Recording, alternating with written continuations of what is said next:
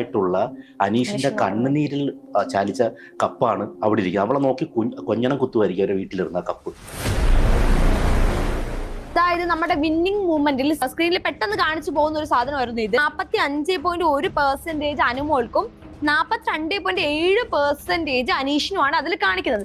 അതിനുശേഷം ഇതായിരുന്നു, അതായത് അനുമോൾക്ക് 57.3%, അനീഷിന് 42.7%. അത് മാത്രമല്ല, അതിന്റെ ഇടയ്ക്ക് വെച്ച് ലാലേട്ടൻ നിർത്തൂ എന്ന് പറഞ്ഞ് നിർത്തിപ്പിക്കുകയും ചെയ്തു. അപ്പം നിങ്ങൾക്ക് തോന്നുന്നുണ്ടോ ഇതൊരു ജെന്യൂൻ ആണെന്നുള്ളത്?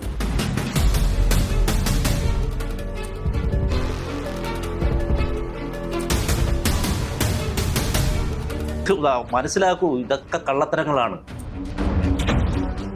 ഇവരുടെ രണ്ടുപേരുടെയും കൂട്ടുമ്പോൾ ഏകദേശം ഒരു 70% വരുന്നുണ്ട്. ബാക്കി ടോപ്പ് 3യുടെ ഇതിലേക്ക് പോകും. അപ്പൊ എന്തുകൊണ്ട് ഇത് മാത്രം 100 വന്നു? ഇത് എങ്ങനെ അത് പൊങ്ങണം അല്ലെങ്കിൽ എങ്ങനെ ഗ്രാഫ് കാണിക്കണം എന്നുള്ളത് അവർക്ക് തീരുമാനിക്കാനും പറ്റും. ഇതൊക്കെ ഒരു സിസ്റ്റം ക്രിയേറ്റ് ചെയ്യുന്ന സാധനങ്ങളല്ലേ. ഈ അന്ധത വിശ്വസിച്ചിരിക്കില്ലേ, അത് വേറൊരു സംഭവമാണ്. ആ ഗെയിമോ അതിന്റെ സ്ട്രാറ്റജി ബിഗ് ബോസ് എന്നുള്ളത് വേറൊരു സാധനമാണ്.